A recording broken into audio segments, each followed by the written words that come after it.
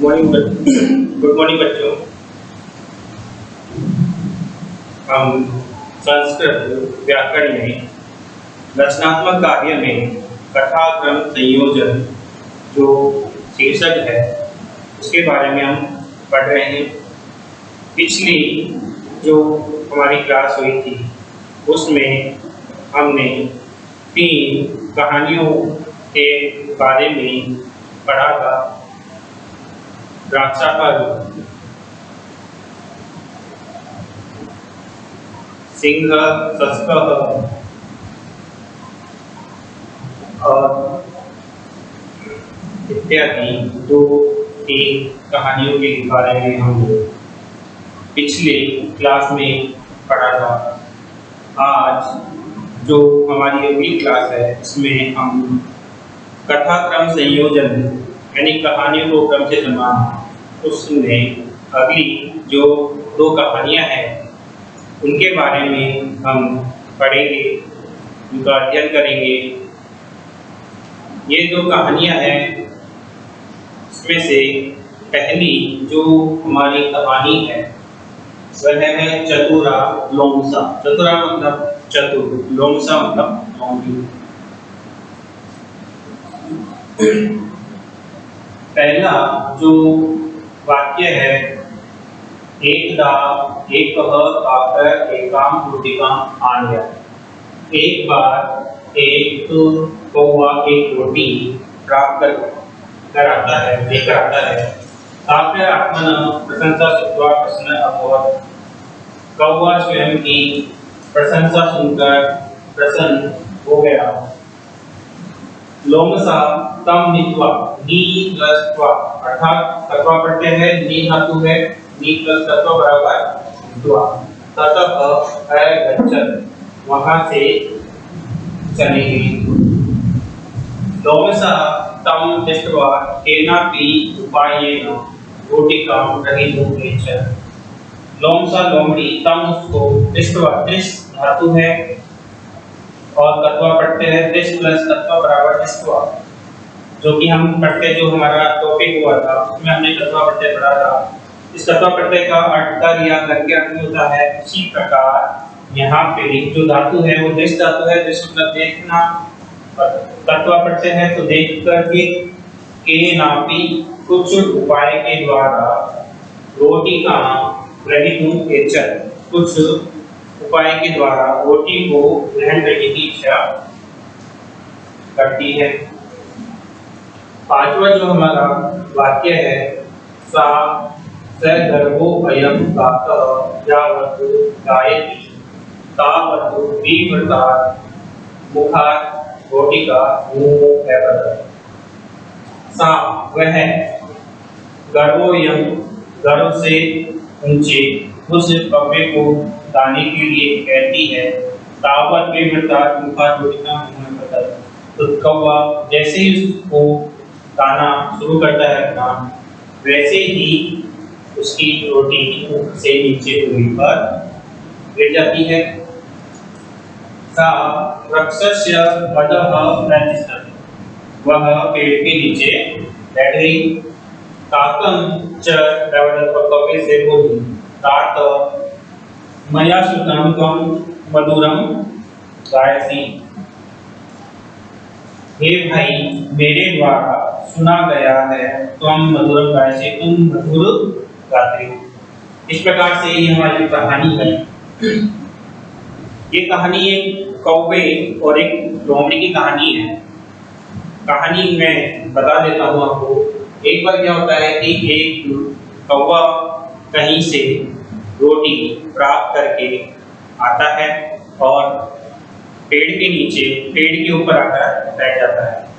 तभी एक लोमड़ी जंगल में भटकती हुई इधर उधर भोजन की तलाश में वह उस पेड़ के नीचे आकर बैठ जाती है। जैसे ही उसकी दृष्टि पेड़ के ऊपर बैठे हुए कौवे के ऊपर जाती है और तो वह देखती है कि कौवे के पास एक रोटी है और वह उस रोटी को प्राप्त करना चाहती है। लेकिन वह उस रोटी को कैसे प्राप्त करे, इसके लिए वह कुछ उपाय सोचती है।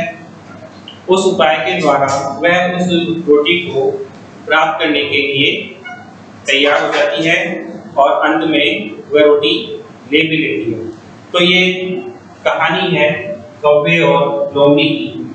शुरुआत करते हैं कहानी के पहले वाक्य में। एक था एक काकर एक काम रोटी काम आने आए। एक था जैसा कि बताया है कि एक था एक में प्राचीन पुरा एक स्मित, इस तरह के जो भी वाक्य ऐसा आते हैं वहां से कहानी का शुरुआत किया जाता है। तो इसमें एक था एक काकर एक काम रोटी काम आ गया।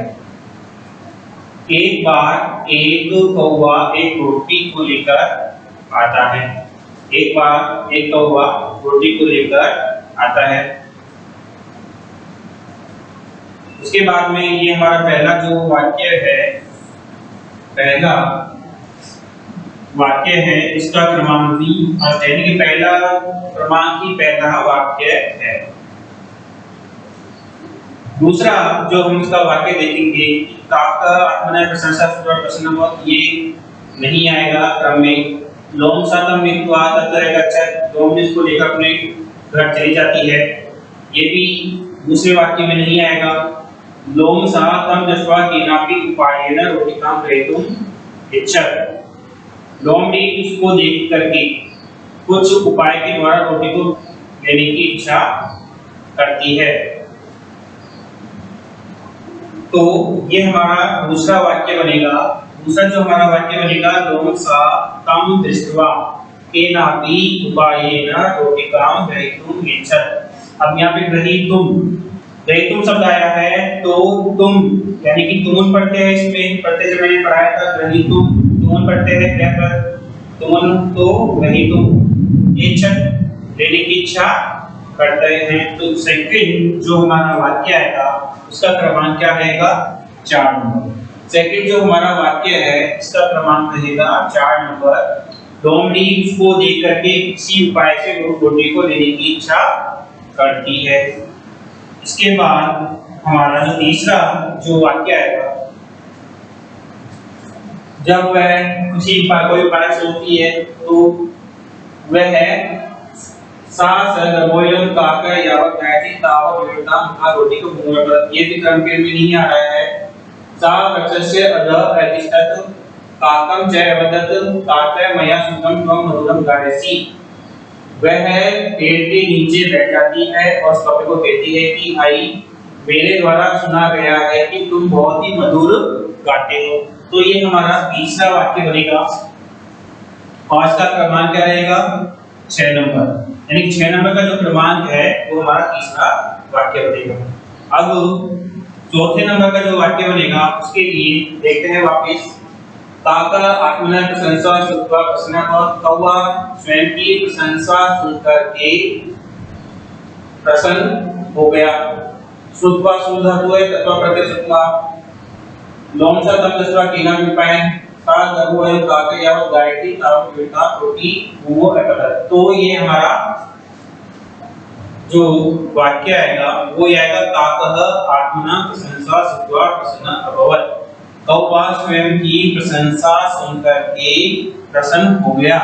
तो ये हमारा चौथा वाक्य बनेगा और इसका क्रमांक क्या रहेगा 2 नंबर का इसका क्रमांक है। पांचवा जो हमारा वाक्य बनेगा सा स गर्भो अयम काकः यावत गायति तावत विव्रतात् मुखात् रोटिकां मुहुः अपतत। वह गर्भ से ऊंचे कौवे को देखती है और जैसे ही कौवा खाने के लिए अपना मुख खोलता है वैसे ही उसकी रोटी भूमि पर गिर जाती है। ये हमारा पांचवा वाक्य होगा और इसका क्रमांक क्या होगा 5वें का क्रमांक 5वां ही है। अगला जो हमारा 6 नंबर का वाक्य बनेगा वो लास्ट जो बचा है लोम सा तम विद्वा तत्व गच्छत। लोम भी इसको लेकर के चली गई, रोटी को लेकर के चली गई।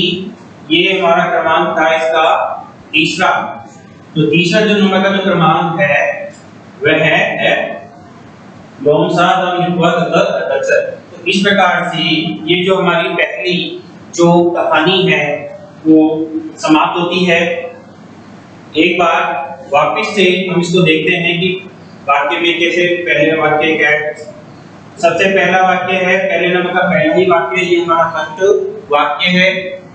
एकदा एकः काकः एकां रोटिकां आनयत्। एक बार एक कौवा एक रोटी को लेकर आया। दूसरा जो हमारा वाक्य बनेगा उसका क्रमांक हमने रखा है 4 नंबर। लोमसा तम दृष्ट्वा केनापि उपायेन रोटिकां ग्रहीतुम् ऐच्छत्। लोमड़ी उसको देख करके किसी भी उपाय से उस रोटी को लेने की इच्छा करती है।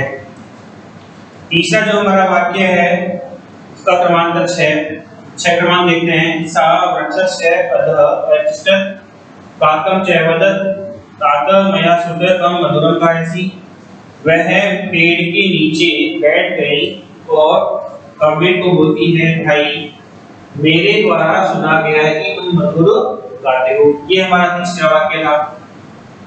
अगला जो हमारा चौथे नंबर का जो वाक्य है वो है, चौथे नंबर का वाक्य क्रमांक नंबर 2। काकः आत्मनः प्रशंसा श्रुत्वा प्रसन्नः अभवत्। कौवा स्वयं की प्रशंसा सुन करके बहुत खुश हो गया। ये हमारा चौथा वाक्य था। पांचवा जो हमारा वाक्य है, सा गर्भो अयं काकः, पांचवे का पांचवा ये, सा गर्भो अयं काकः यावत् गायति तावत् विवृतात् मुखात् रोटिका विमुक्षेपतत्। वह से गर्भ से युक्त होकर के अयं काकः ये कौवा जब तक आता है तब उसके मुंह से रोटी भूमि पर नीचे गिर जाती है। ये हमारा पांचवा वाक्य था। लोमसा तम हित्वा तत गच्छत्। लोमड़ी उस रोटी को लेकर चली जाती है। इस प्रकार से ये हमारी पहली जो कहानी है चतुर लोमसा चतुर लोमड़ी वो समाप्त होती है। नेक्स्ट हमारी जो दूसरी कहानी है, एकः गजः सोचिकस्य पुत्र। एक हाथी और दर्जी का पुत्र, हाथी और दर्जी के पुत्र की कहानी है। जैसे कि आपने पहले पढ़ा होगा कि एक हाथी था, वह बाजार से जब भी जाता था तो एक दर्जी की दुकान पर रुक जाता था और दर्जी उसको एक केला या कुछ भी खाने को रोज देता था। एक बार क्या होता है, वो दर्जी किसी काम से चला जाता है तो वह अपने पुत्र को दुकान पर बिठाता है। जैसे ही वो हाथी आता है तो वह दर्जी का पुत्र उस हाथी की जो सूंड होती है उसमें सुई चुभो देता है, जिससे हाथी क्रोधित हो जाता है और वह नदी की ओर जाता है। नदी में नहाने के बाद वह अपनी जो सूंड है उसमें गंदा पानी या कीचड़ से युक्त पानी भरकर आता है और आते ही वह उस दर्जी की दुकान पर रुकता है और उस दर्जी के दुकान में जितने भी सारे कपड़े थे वह उस गंदे पानी से भरी हुई सूंड से छिड़क देता है। उसकी सारी जो कपड़े थे वो गंदे हो जाते हैं। तो दर्जी के पुत्र को बहुत दुख होता है। तो कहानी की शिक्षा देते हैं हमें किसी को बिना वजह परेशान नहीं करना चाहिए। तो शुरू करते हैं कहानी। एक गजह सोचिकस्य पुत्र, एक हाथी और दर्जी का पुत्र। पहले इसकी हिंदी देखते हैं, उसके बाद हम इसका क्रम से इसको जमाएंगे। सह जलम पातुम स्नातुम च प्रतिदिनम सरितः तटम अगच्छत्। वह जल पीने के लिए पातुम, पाप धातु है इसमें और तुम पढ़ते हैं तो पातुम पीने के लिए, स्नातुम इसमें भी तुम्हारा है अंत में तो स्न में धातु है और तुम इसमें प्रत्यय है। जल पीने के लिए और स्नान करने के लिए प्रतिदिनम अव्ययभाव समास रोजाना सरित नदी के किनारे जाता है। एकदा सोचिकस्य पुत्र, जैसे पहले सूची काम अरिंदत। एक बार दर्जी का पुत्र हाथी की सूंड में सुई को चुभो देता है। क्रुद्धः सन गजः सरितः तथा अगच्छत्। क्रोधित होकर के हाथी नदी के किनारे गया। तत्र स्नात्वा, स्ना धातु है, पित्वा प्रत्यय है, स्नात्वा जलम च पीत्वा, पा धातु तत्वा प्रत्यय, स्व करे अपनी मूल में पंकिल, पंकिल मतलब होता है कीचड़, पंकिल मतलब कीचड़, कीचड़ से भरा हुआ जल पानीय तो लेकर आता है। चौथा वाक्य है तदा सोचिकस्य पुत्र आत्मग्लानिम् अनुभूय अति न अभवत्। तब दर्जी का पुत्र दुखी होकर के, दुखी अनुभव करके बहुत ज्यादा उदास और दुखी हो गया। सोचिकस्य आपने सुयेतिस वस्तु से ऐसिंचक, दर्जी की दुकान में कपड़ों और वस्तुओं पर उसने पानी डाल दिया। एक गजः आसीत्, एक हाथी था। ये कहानी है हाथी और दर्जी के पुत्र की। इसका सारांश आपको बता दिया है मैंने, तो शुरू करते हैं इस कहानी को क्रम से जमाने के लिए। इसमें छठे नंबर का जो वाक्य है, एक गजः आसीत्, एक हाथी था, एक क्या था, हाथी था। तो हमारा पहला जो वाक्य है उसका क्रमांक होगा 6 नंबर। कौन सा क्रमांक होगा? 6 नंबर। अब एक गजः आसीत् यानी कि पहला जो कहानी का पहला जो वाक्य है वह है एक हाथी था, एक हाथी था। दूसरा वाक्य हम देखते हैं इसमें, स जलम पातुं स्नातुं च प्रतिदिनं सरिते तटम् अगच्छत्। वह जल पीने के लिए और स्नान करने के लिए रोजाना नदी के किनारे जाता है। तो ये हमारा दूसरा वाक्य होगा। दूसरा हमारा वाक्य है वह जल पीने के लिए स्नान करने के लिए रोजाना नदी के किनारे पर चला जाता है। तो दूसरे का क्रमांक हमारा क्या हुआ? 1 नंबर। दूसरे का क्रमांक क्या है? 1 नंबर।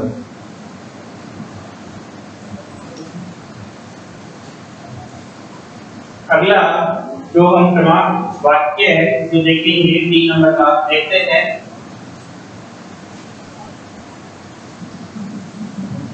एकदा सूचिकस्य पुत्र गजस्य करे सूचिका अभिन्न। सूचिका मतलब सुई, सूचिका का क्या होता है? सुई। सूचिका का क्या हो गया? सुई। अभिन्न का मतलब हो गया चुबाना, सुई चुबाना, अभिन्न सुई चुबाना। और सोचिक का होता है दर्जी। सोचिक, सोचिक का मतलब हो गया दर्जी।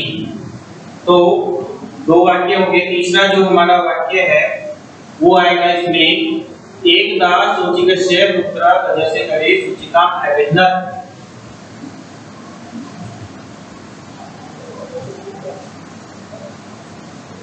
एक बार दर्जी का पुत्र गजस्य हाथी के सूंड में सुई को चुभोया। ये हमारा तीसरा वाक्य होगा और इसका क्रमांक क्या होगा? 2 नंबर का इसका क्रमांक है। 2 नंबर का इसका क्रमांक है। इसके बाद हमारा जो चौथा जो वाक्य है उसके आएगा इसमें, क्रुद्धः सन गजः सरितं तटम् अगच्छत्। तत्र स्नात्वा जलम च पीत्वा स्वकरे पंकिलं जलम आनयत्। क्रोधित होकर के हाथी नदी के किनारे गया, वहां स्नान करके और जल पी करके अपनी सूंड में कीचड़ से युक्त पानी को भर लाया।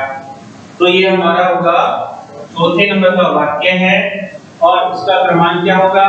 3 नंबर का क्रमांक है जो हमारे चौथे नंबर के वाक्य में आएगा। अगला जो हमारा 5वें नंबर का वाक्य है उसमें आएगा, सोचिकस्य आपने सुयेतिषु वस्त्रेषु ऐसिंचत्। दर्जी की दुकान पर कपड़े वस्त्र को छिड़क दिया। तो ये हमारे 5वें नंबर का वाक्य है और इसका क्रमांक भी 5 नंबर ही है। अगला जो हमारा लास्ट और अंतिम जो वाक्य है इसका वह आएगा तदा सूचितस्य पुत्र आत्मलाभिं अनुभूय अनु प्लस भू प्लस जब अनु शब्द है, भू धातु है, जब प्रत्यय है।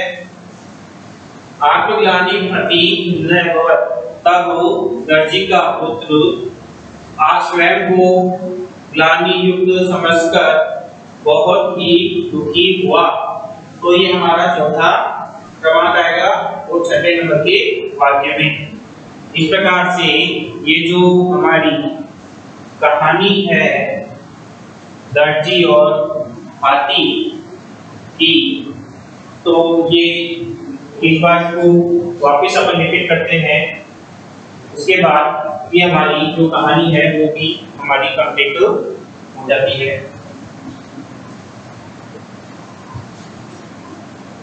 सबसे पहला जो वाक्य था वो 6 नंबर का। सबसे पहला जो वाक्य क्या है 6 नंबर का है। एक गजय आसी, एक हाथी था। एक क्या था? हाथी था।